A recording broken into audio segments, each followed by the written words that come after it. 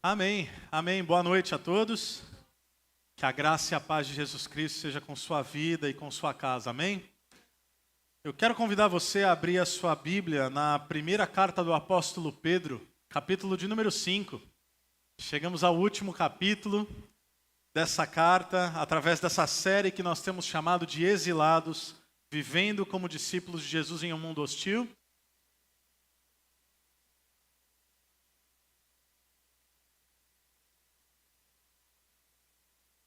Através da primeira e segunda epístola de Pedro, encerraremos a primeira, faremos uma pausa no domingo que vem e, permitindo Deus, no próximo domingo ou no outro domingo, daremos início então à segunda Pedro. Esse é o sermão de número 16 nessa carta, nessa primeira carta do apóstolo Pedro, onde ele nos traz instruções finais para a igreja de Jesus. Eu quero convidar você então a ler comigo 1 Pedro capítulo 5, capítulo inteiro.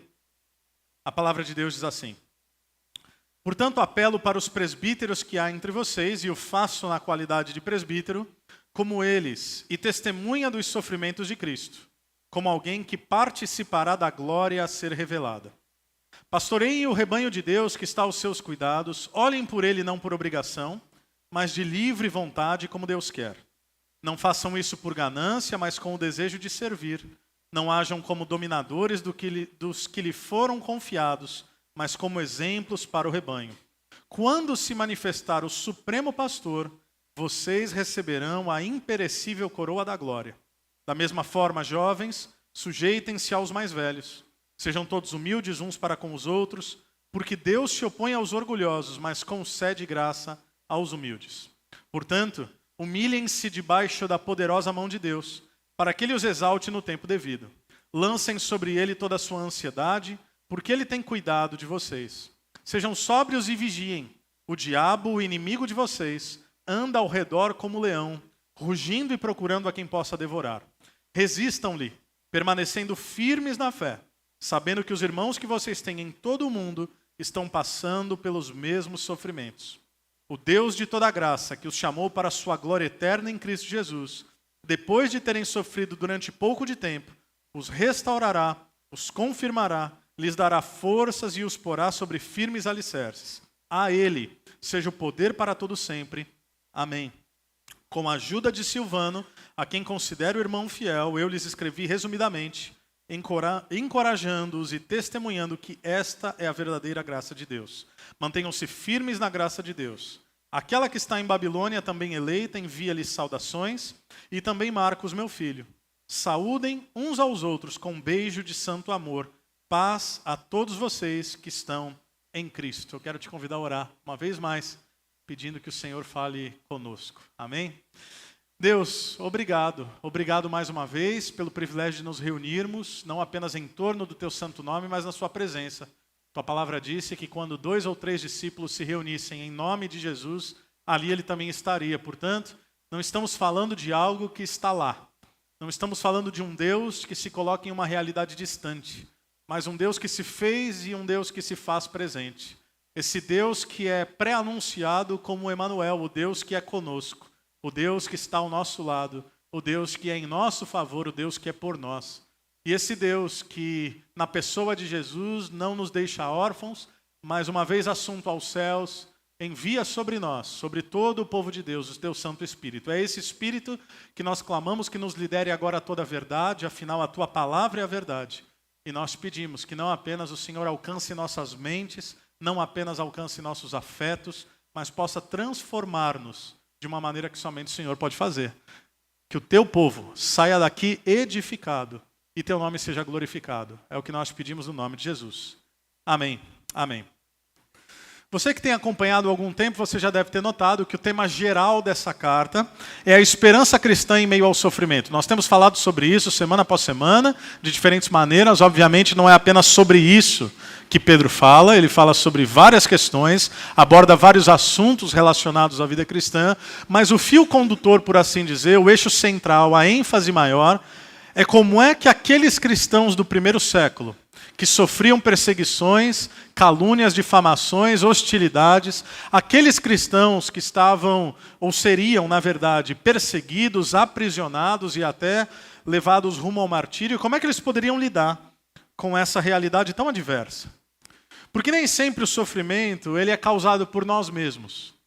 E nem sempre o sofrimento é consequência de pecado. É fato de que muito daquilo que nós passamos nas nossas vidas nada mais é do que uma consequência, é uma colheita daquilo que plantamos.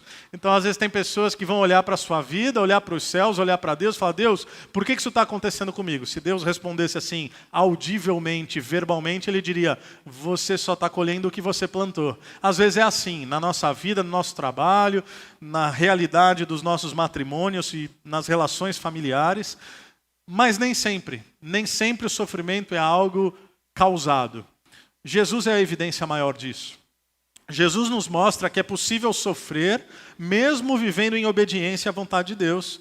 E é possível experimentar a adversidade em alguma medida na nossa vida. E o que o Pedro está tentando dizer para aqueles cristãos do primeiro século e, obviamente, para nós ainda hoje, e discípulos de Jesus de todos os tempos, todas as épocas, ele não está tentando oferecer doses homeopáticas de palavras que visam apenas tornar os seus ouvintes pessoas que se sentem um pouco melhor.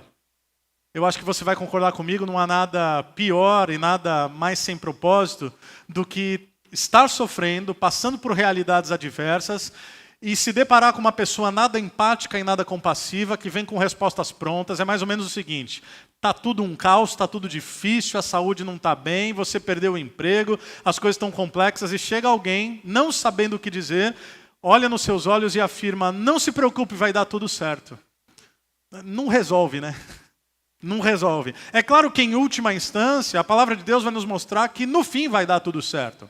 Na glória que há de ser revelada, vai dar tudo certo. Mas às vezes nós queremos uma palavra para aquele momento. Então, Pedro, embora no primeiro século, fazendo agora uma transposição do século XXI, sociedade ocidental, pós-moderna, secularizada, Pedro não está oferecendo terminologias terapêuticas. O Pedro não era um teólogo coach. O Pedro não queria que os seus ouvintes e os seus leitores apenas se sentissem um pouco agasalhados e com seus afetos um pouco tocados, mas ele traz palavras de esperança. E não apenas palavras de esperança, palavras de quem visa esperar, e esperar não como quem aguarda, mas esperar como quem espera no Senhor, mas mais do que isso, ele nos dá palavras de esperança e perseverança. O que ele está dizendo é: sim, os cristãos sofrerão, sim, vocês viverão realidades adversas, mas quando isso acontecer, lembre-se de que vocês estão em Jesus. Lembre-se que no mundo teríamos aflições, mas Ele venceu o mundo, portanto nós podemos ter bom ânimo. Então ele vai entregar àqueles cristãos e a nós uma visão muito mais ampla do que a mera contemplação das nossas dores.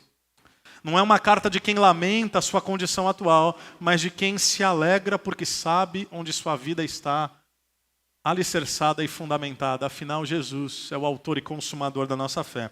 E ele vai terminar essa carta, ele dá início a esse último capítulo, sobretudo nos primeiros 4 versículos, você vai ver que tem vários temas, mas nos primeiros 4 versículos ele se endereça a pastores e líderes. E antes que você seja tentado a pensar: mas, Diego, tá bom, uma palavra para pastores, mas eu não sou pastor, então qual é a finalidade, qual é o uso disso efetivamente para uma congregação e uma comunidade de fé como essa, a partir da exposição bíblica? É verdade, você não é pastor, mas você é ovelha.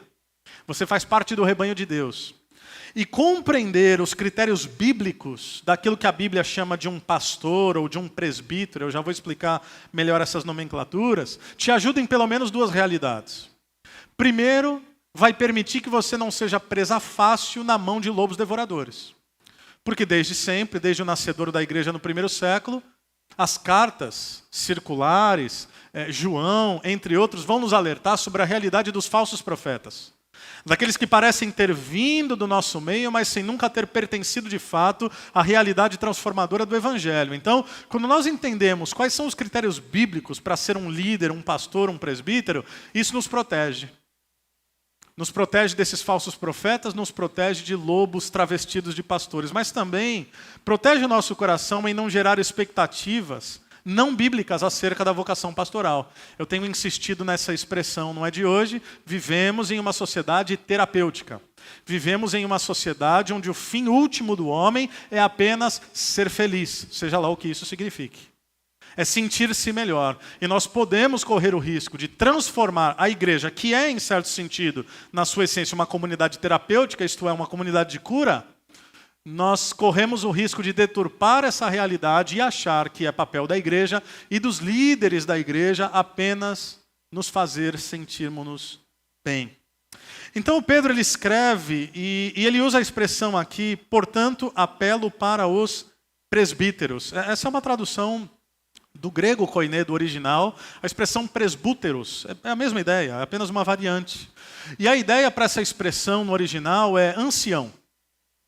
Não necessariamente diz respeito a uma faixa etária mais avançada. Não quer dizer que é o ancião porque é mais velho, embora às vezes possa ser a realidade. Mas é ancião porque remete ao estado de alguém que não apenas foi vocacionado por Deus para essa função do sagrado ministério, mas é um ancião porque é alguém que está num estágio de maturidade com Cristo, cada vez mais avançado, ao menos nós esperamos. Esperamos que pastores não sejam meninos. Esperamos que pastores sejam maduros na fé, podendo então orientar o povo de Deus nas suas dificuldades e nos seus desafios. É claro que por vezes a sabedoria ela vem justamente atrelada a uma experiência de vida, mas não se engane, ser experiente não significa ser sábio. Então é por isso que a palavra de Deus pode nos tornar sábios, mesmo às vezes na nossa pouca idade. Porque, repito, experiência e sabedoria não são realidades semelhantes. É possível que você tenha 10, 20, 30, 40, 50 anos de igreja e não tenha alcançado a maturidade e a sabedoria. Porque sabedoria é algo que nós precisamos perseguir. É possível ser um jovem sábio e um velho tolo. Basta você entender qual é o caminho e a intencionalidade que você adotou para alcançar isso.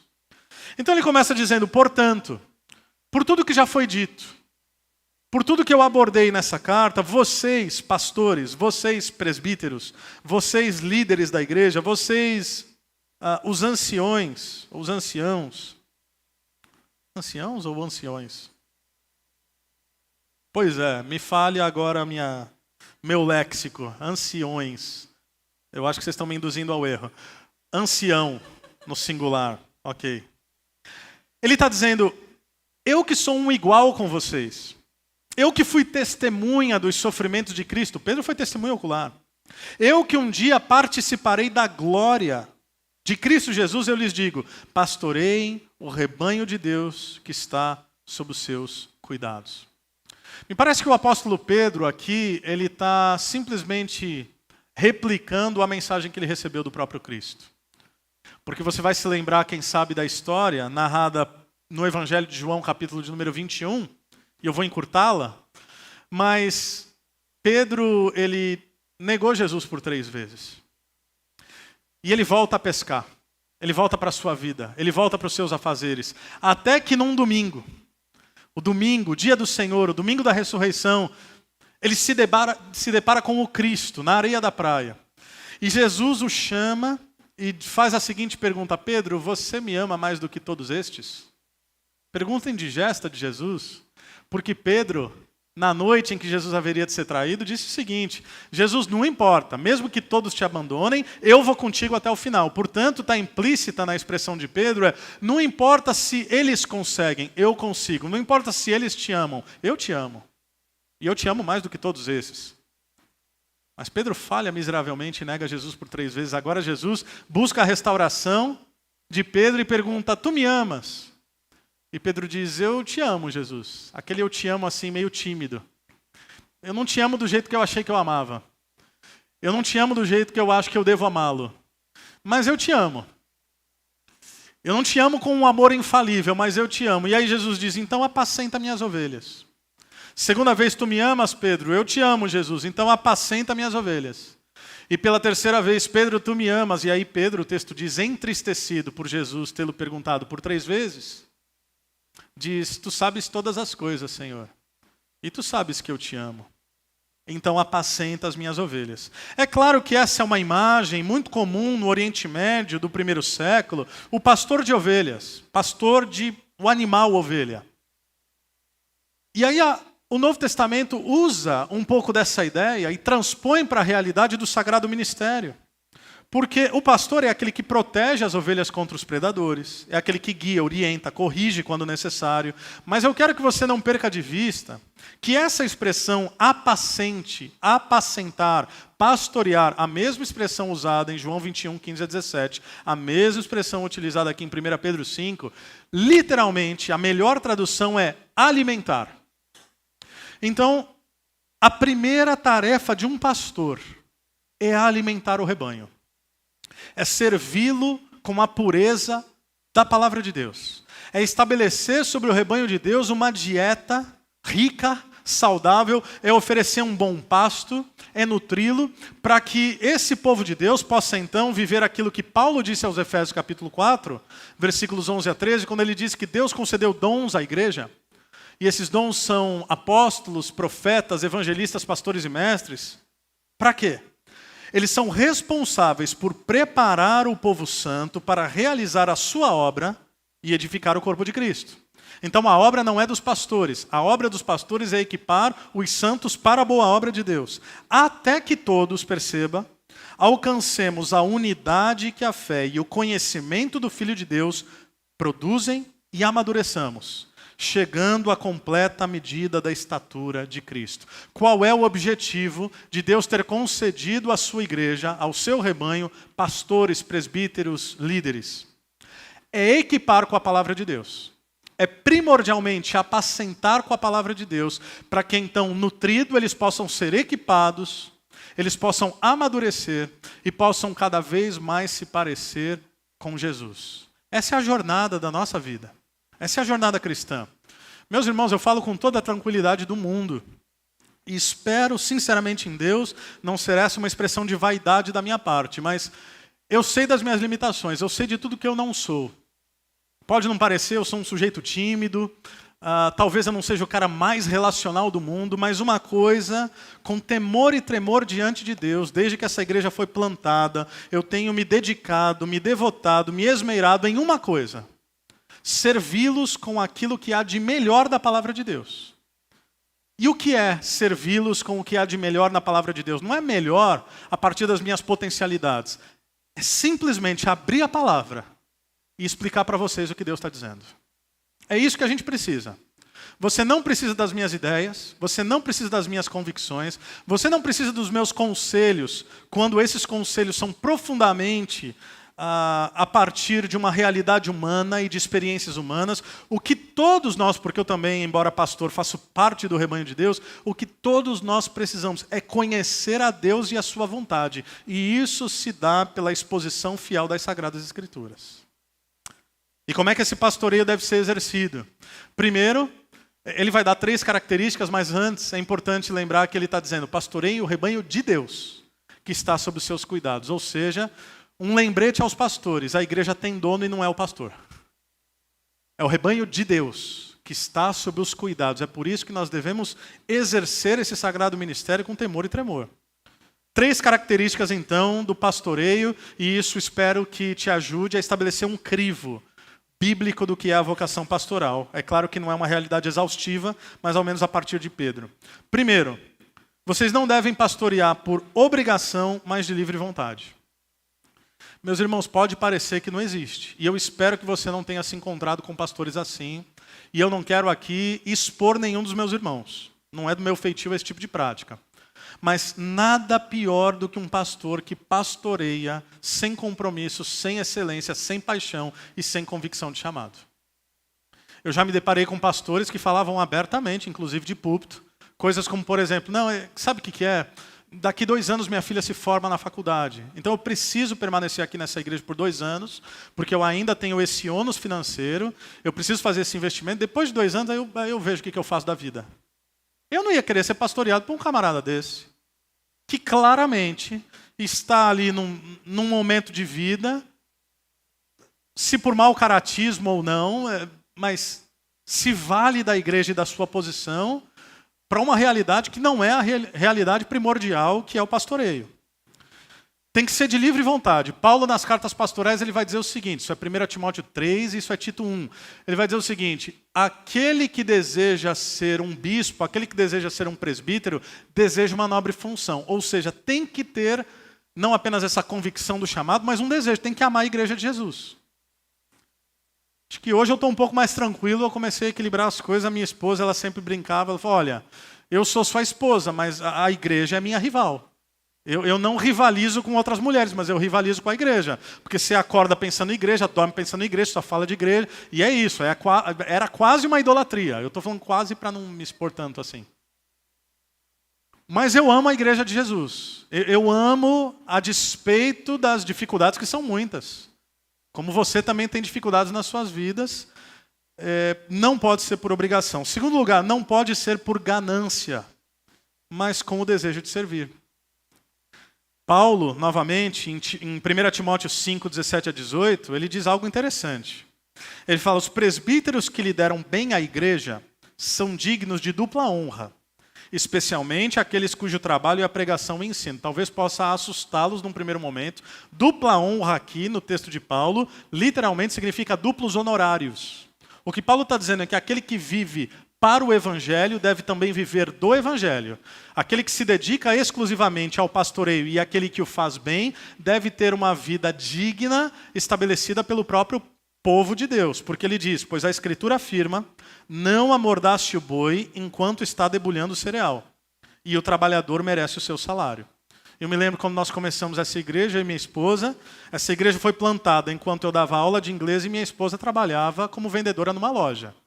E não há qualquer, em absoluto, demérito quanto a isso. Mas isso é sempre um lembrete para o nosso coração de que no início nós pagávamos para pastorear. E faríamos tudo novamente, porque não entramos nessa por ganância. Não entramos nessa porque ia ser um bom futuro para nós. Não entramos nessa porque nos daria um status ou uma condição financeira que eu não poderia almejar e conquistar em qualquer outra atividade ou ramo. Aliás, é exatamente o contrário. Tenho profunda convicção de que me valendo de outras atribuições e outras atividades, poderia com toda tranquilidade ganhar mais.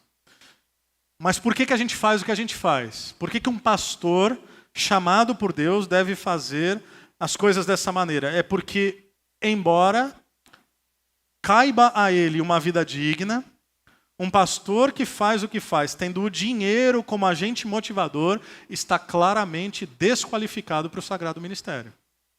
Pastor que gosta muito de dinheiro, cuidado, fuja desses. Fuja desses camaradas. E a terceira característica, não hajam como dominadores, mas como exemplos. Claro que exemplo aqui não é um exemplo de perfeição, mas é uma referência. É ser um modelo. É como Paulo que vai dizer, sejam meus imitadores como eu sou de Cristo. Não é uma negação das suas limitações e pecados, mas é a condição daquele que tenta ser um modelo para o povo de Deus, para o corpo de Cristo. Não como dominadores, ou seja, uma outra tradução possível é não se assenhorem da igreja de Jesus. Repito, a igreja já tem dono. E existem, desde sempre, mas de tempos em tempos existem modismos na igreja evangélica. Então vou te dar alguns alertas aqui, e aí talvez você pense, não, mas eu estou aqui, pastor. Quem sabe, né? Quem sabe você vai para algum outro lugar em algum momento. Eu vou te dizer pelo menos 3 coisas. Cuidado com líderes que exigem ser tratados de modo especial. Fuja desses. Que hierarquizam as relações e desejam um tratamento completamente diferente, se colocando num pedestal. E essa não é a realidade bíblica. Porque o modelo bíblico do pastoreio é Jesus, é o pastoreio servo. É aquele que serve o povo de Deus, é liderança pelo exemplo. Cuidado com a linguagem que hoje está na moda, sobretudo em igrejas neopentecostais, a linguagem de cobertura espiritual e paternidade espiritual. Fuja quando o camarada disser, se sair da igreja, está debaixo da minha cobertura, hein? Não me responsabilizo. Fuja. Fuja, corra. Corra para as colinas. Porque esses são líderes que fazem uso do seu verniz de sacralidade para se assenhorarem do povo de Deus. São verdadeiros tiranos. Esses líderes que exigem ser chamados de pais espirituais. Fuja disso. E por fim, cuidado com uma linguagem também que está em voga bastante, da cultura de honra. É mais ou menos o seguinte, olha, você tem que me honrar. Porque se você me honrar, a unção de Deus que está sobre mim estará também sobre você. Fuja desse tipo de coisa. Isso é heresia. Isso não tem nenhum respaldo bíblico. Eu confesso que eu fico abismado às vezes. Eu ainda fico abismado. Depois de vários anos eu ainda fico abismado. Quando eu vejo pessoas esclarecidas, pessoas inteligentes caindo como presas fáceis nas mãos de falsos profetas, nas mãos de lobos devoradores travestidos de pastores. Por outro lado, eu me deparei com dados oficiais da educação do Instituto Nacional de Alfabetização do Brasil. Eu fiquei perplexo. Apenas 12% dos brasileiros, presta atenção nisso aqui, 12% dos brasileiros têm uma leitura proficiente. Trocando em miúdos, apenas 12%, 1 em cada 10 brasileiros, é assustador. 1 em cada 10 brasileiros compreende plenamente aquilo que lê e interpreta com maestria. Aí você pensa, bom, mas o Brasil é muito desigual, talvez tenham realidades onde, enfim, pessoas que não tiveram acesso à educação formal, joguem para baixo essa estatística. Aí eu te falo um mais assustador. 36% daqueles que têm acesso à educação superior nesse país, 36% apenas têm uma leitura proficiente. Eu não estou falando de analfabetismo funcional, isso é outra coisa. Tem o analfabeto que não consegue juntar palavras, tem o analfabeto funcional que junta palavras, lê, mas não tem a capacidade interpretativa, e tem a leitura proficiente, que é, com maestria, compreender, aplicar, desenvolver, enfim. 36%, ou seja, quem está na universidade aqui, levanta a mão. Pronto. Tá fácil, tá? Com todo o respeito do mundo. Tá fácil. 7 em cada 10 universitários não entendem plenamente o que eles estão lendo. Só espero que você esteja no... Sim, tá fácil, depende de que lado você está, né? Eu espero que você esteja aí no 3/10, né? E por que eu estou falando isso? Porque nós vivemos em um país que não lê. E que quando lê não entende. Então é um povo que não lê um jornal, é um povo que não lê Bíblia. E aí é presa fácil. É presa fácil. É uma turma que quer respostas prontas. E eu não estou falando isso a partir de uma lógica pejorativa, como quem olha para a população do nosso país e age com escárnio. Não, é muita compaixão. Eu falo, meu Deus, isso é um oceano para esses camaradas nadarem de braçada. Porque é muita gente simples, muita gente iletrada, muita gente que não lê a Bíblia, muita gente que não se dedica ao estudo teológico, muita gente que quer respostas prontas. Por isso que minha tentativa enquanto pastor, e essa deveria ser a tentativa de todo pastor, não é te dar todas as respostas, é ensinar você a pensar biblicamente. É ajudá-lo a ter uma mente bíblica. Porque há comunidades de fé que, dependendo do exercício da sua vida, você precisa de autorização para comprar uma casa, para vender uma casa, para mudar de emprego, para namorar, para casar. Uma coisa terrível, uma coisa tirânica. E aí eu finalizo essa parte com um termômetro. Quanto mais dominador o líder, mais infantilizado é o povo. Ao que tenho dedicado minha vida, e os melhores anos da minha vida e da minha família? A emancipá-los e não torná-los pessoas dependentes. Eu quero que vocês sejam dependentes de Jesus e não de mim. Que não venham me fazer perguntas apenas como quem transfere a responsabilidade para a sua própria vida. De maneira alguma. Que juntos possamos compreender a vontade de Deus e juntos possamos amadurecer para que não apenas você termine sua vida dependendo da minha caminhada com Deus, mas que você cada vez mais avance me ajudando a cuidar daqueles que nasceram na fé há pouco tempo. Porque quando se manifestar o Supremo Pastor, versículo 4, vocês receberão a imperecível coroa da glória. Repito um conceito que eu já abordei. Ainda no seminário eu tive um professor, pastor, que dizia o seguinte: não importa qual função você desempenhe, você sempre será um pastor auxiliar. Não importa se está lá pastor titular, não, você é pastor auxiliar, porque a igreja tem um pastor só, é Jesus. Qual é o papel então dos pastores? É ouvir a voz do Supremo Pastor, obedecer tudo quanto ele tem dito e ajudar o povo de Deus a ouvir essa mesma voz e a obedecer essa mesma realidade. Ou seja, a tarefa de um pastor não é amplificar a sua própria voz, é apenas replicar a voz de Jesus. Portanto, o que Pedro está fazendo aqui é chamar os líderes da igreja a servir os cristãos sofredores, exemplificando a liderança serva de Jesus Cristo. Também lembrando, e isso é um lembrete para o meu coração como pastor, mas também para o seu, que a nossa recompensa final não é necessariamente para o tempo presente. A ideia aqui de coroa imarcessível ou coroa imperecível é aquela ideia de uma coroa de louros, que você ganhava depois de um esporte realizado, mas quanto tempo dura uma coroa de louros? Ela logo desvanece. Pedro está dizendo, vocês terão sua recompensa, mas a recompensa de vocês não é para essa vida, é para a eternidade. Vamos avançar. Versículo 5, da mesma forma, jovens, sujeitem-se aos mais velhos. Sejam todos humildes uns para com os outros, porque Deus se opõe aos orgulhosos, mas concede graça aos humildes. Por falta de tempo, eu vou ser muito breve aqui nessa expressão. Vocês que são mais jovens, simples assim.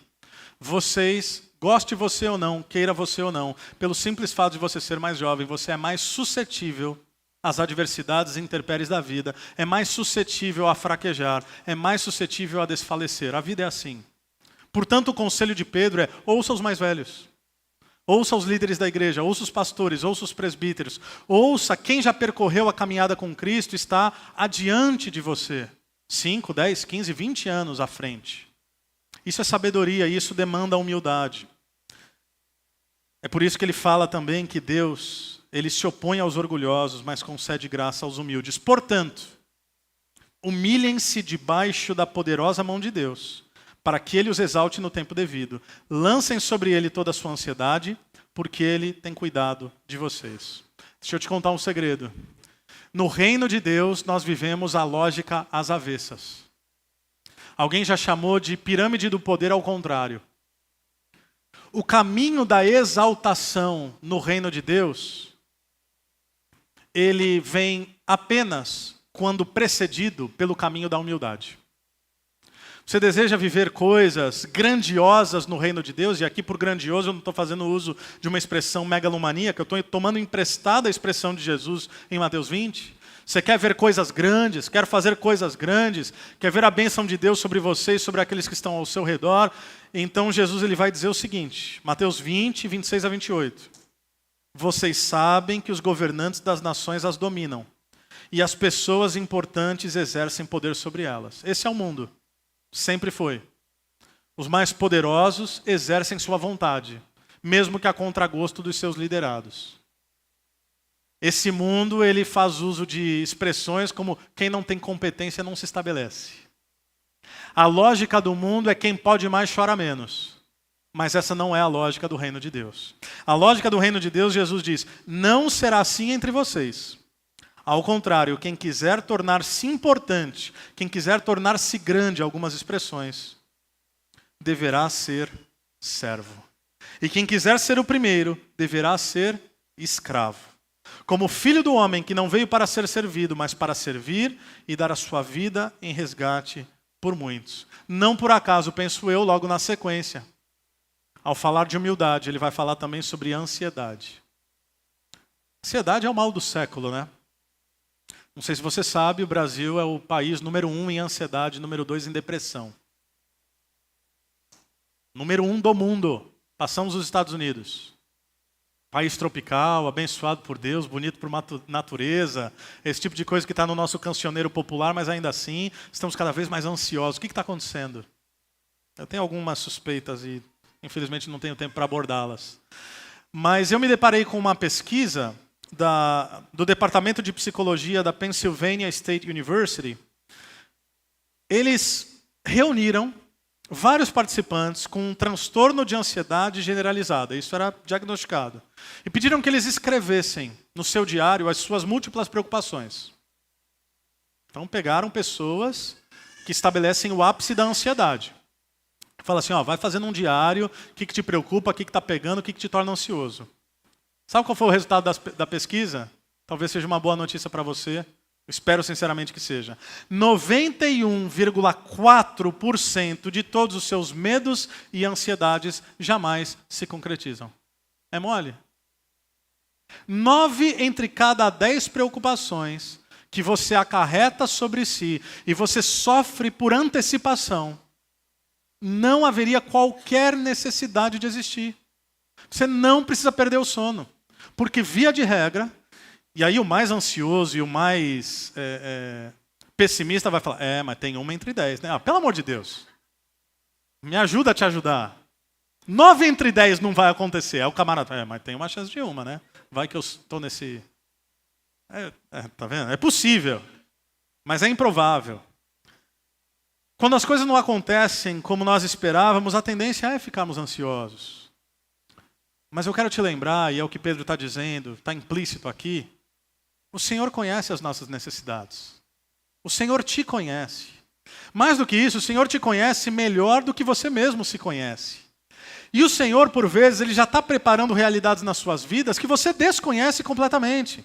Afinal, Jesus Cristo ele vai dizer, no Sermão do Monte, mais especificamente Mateus 6, quando no versículo 33 ele fala para buscarmos o reino de Deus e a sua justiça e as demais coisas serão acrescentadas, no 34 ele vai dizer o seguinte, basta cada dia o seu próprio mal.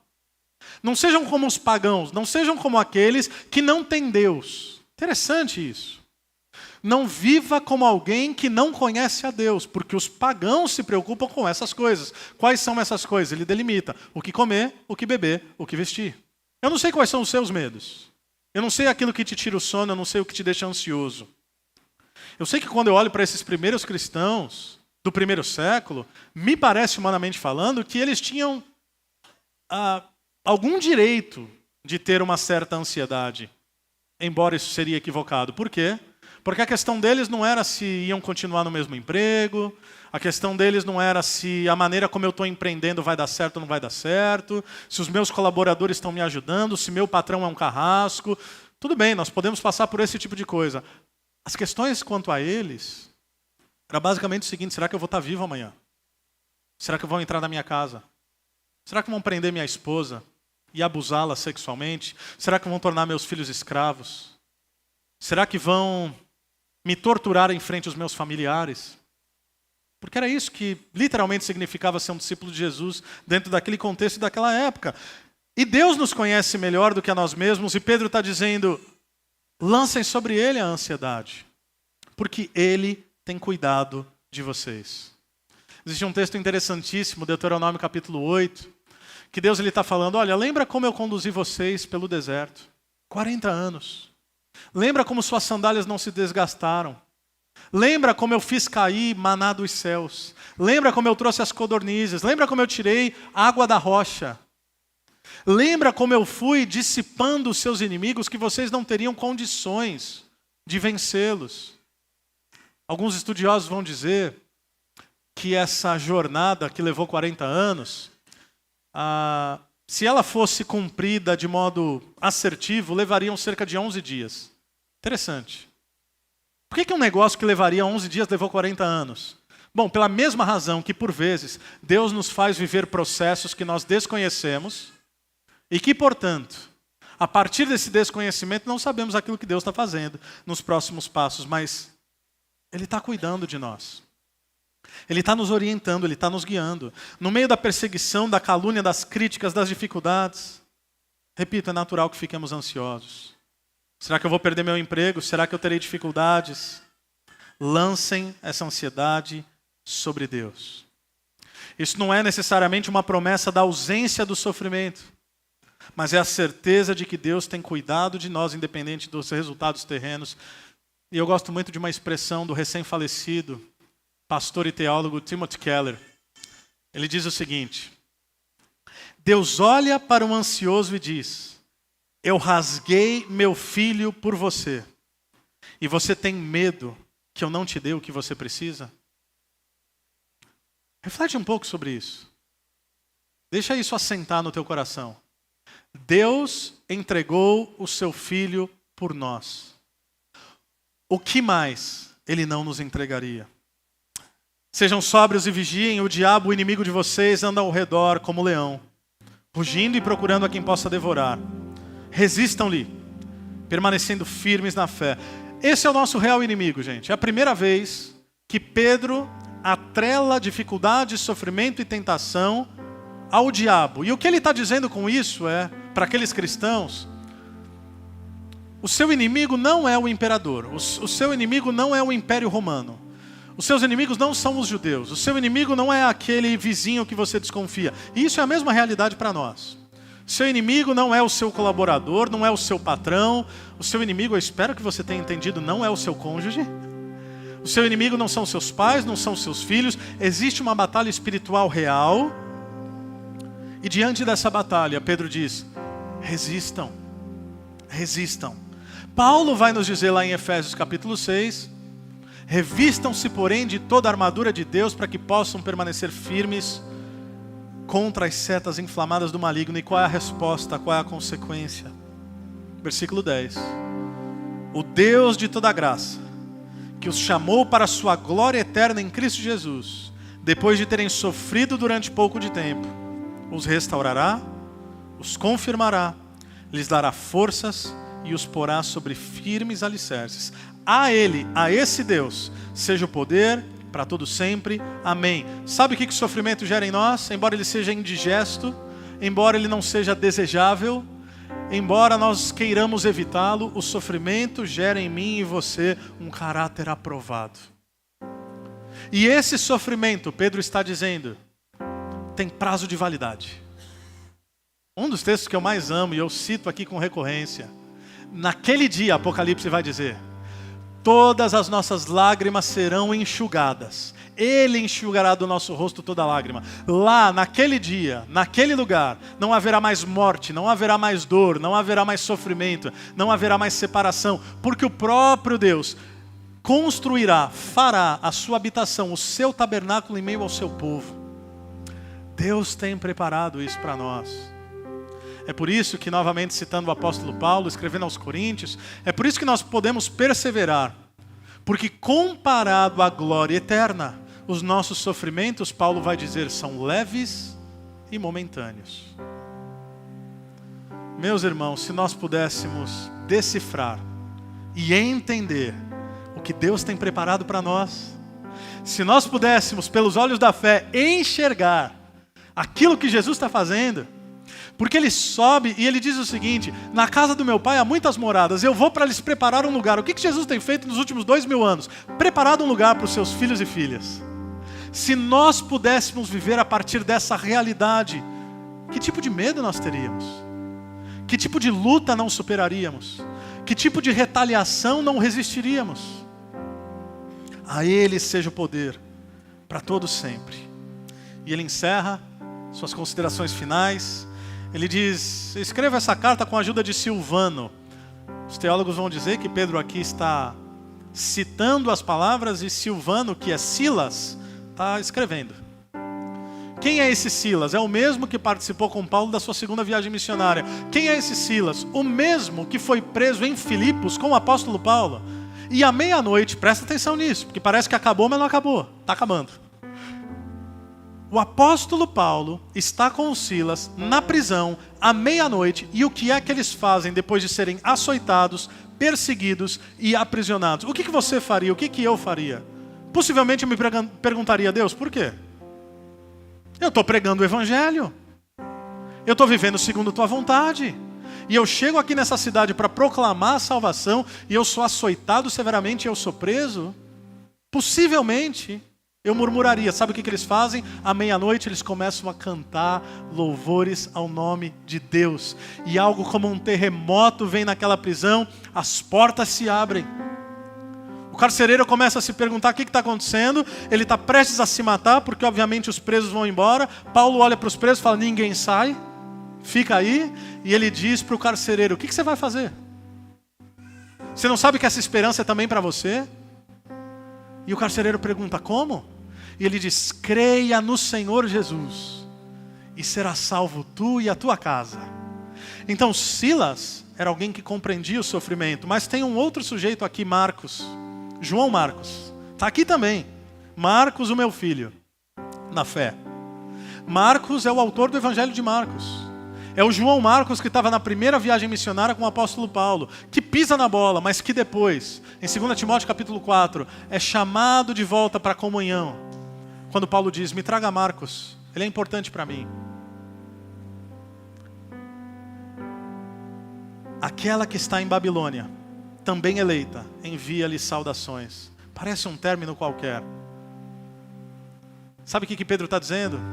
A que está em Babilônia é uma referência à igreja, mais especificamente à igreja que se reúne em Roma. O que Pedro está dizendo é o seguinte: essa igreja que está no epicentro das dificuldades, essa igreja que sabe o que é ser perseguida, mas essa igreja que é eleita e que tem a consciência de que vive em uma realidade do exílio, essa igreja lhe envia saudações. O que Pedro está nos ensinando, vez após vez após vez, e aqui também agora? E acho que mais do que nunca, no tempo em que vivemos, nós não estamos mais em Jerusalém. Nós não estamos mais na Judéia, espiritualmente falando. Nós não estamos mais ocupando um ambiente onde a fé em Deus estabelece os valores da sociedade. Não, nós estamos na Babilônia. Nós estamos vivendo como discípulos de Jesus em um mundo hostil. E é bom que você entenda isso. É bom que você compreenda que morar em Campo Mourão, morar no Brasil, morar e fazer parte do Ocidente, implica necessariamente viver uma realidade estrangeira, peregrina. Mas também, a Babilônia é o lugar onde a perseguição oferece aos cristãos o privilégio e a oportunidade de demonstrar o amor de Jesus para aqueles que ainda não foram alcançados por Ele. O que Pedro está dizendo para mim e para você é o seguinte: é que quando o mundo olhar para nós, e quando a sociedade ao nosso redor olhar para nós, eles têm que se perguntar: quem é esse povo? Por que eles vivem da maneira que vivem? Por que eles não retalham quando eles são atacados? Por que eles perdoam quando são ofendidos? Por que em uma sociedade gananciosa, cobiçosa e avarenta, eles praticam a generosidade? Por que eles acolhem os excluídos? Por que eles lidam amorosamente com aqueles que a sociedade não amaria? Quem é esse povo? E nós diremos: nós somos o povo de Jesus. Nós somos um povo que reconhece que a nossa pátria não é aqui, que nós temos uma pátria celestial e que, portanto, somos encarregados de sermos embaixadores dos valores do reino de Deus por onde quer que passarmos. Jerusalém, Judeia, Samaria, confins da terra. Campo Mourão, Paraná, Brasil, por onde Deus nos levar. E a minha oração, meus irmãos, é que o Espírito Santo de Deus nos empodere, derrame sobre nós poder para viver essa vida transformada e transformadora. Essa vida que é experimentada por aqueles que foram acometidos por essa boa notícia, por esse evangelho, por essa dinâmica poderosa de transformação da existência e do cosmos, que não apenas nos concede esperança para essa vida, mas para a vida que há de vir. Esse é o povo de Deus. A igreja de Jesus é a esperança do mundo. A igreja de Jesus é a ferramenta pela qual Cristo escolheu se revelar. E como dizia um amigo há muito tempo e há muitos anos, se Cristo não for visto na vida dos cristãos, dificilmente será visto, porque assim Ele escolheu se revelar. Vamos ficar de pé, agradecer ao nosso Deus por essa palavra e pela bondade de Deus sobre nós, que nem sempre nos livra das dores, mas está conosco em todas elas. Que nem sempre nos livra da fornalha, mas se estabelece como aquele quarto homem na fornalha. Que nem sempre nos livra da cova dos leões, mas fecha a boca de todos eles. Não a partir de uma lógica triunfalista, muito pelo contrário. Mas sabemos que a igreja de Jesus é uma igreja que vive a partir do martírio e que caminha através dos séculos em marcha vitoriosa, mesmo que em meio ao sofrimento e à dor. Senhor Deus, nós te louvamos pela tua bondade, misericórdia, graça e compaixão. Te louvamos pela vida de Pedro, que nos abençoa com essa carta magnífica inspirada pelo teu Santo Espírito. E que nos ensina que nem sempre a vida será exatamente como nós imaginávamos ou gostaríamos que fosse, mas para aqueles que estão em Cristo, os ventos virão, as tempestades virão, darão contra nossos lares e nossas casas, mas diferentemente de existências que estão fundamentadas na areia, nós estamos na rocha inabalável que é Jesus Cristo. E ficamos de pé e ficaremos de pé não pela nossa própria virtude, mas pela conquista daquele que entregou-se em nosso lugar na cruz do Calvário. Assim oramos no nome de Jesus. Amém. Amém.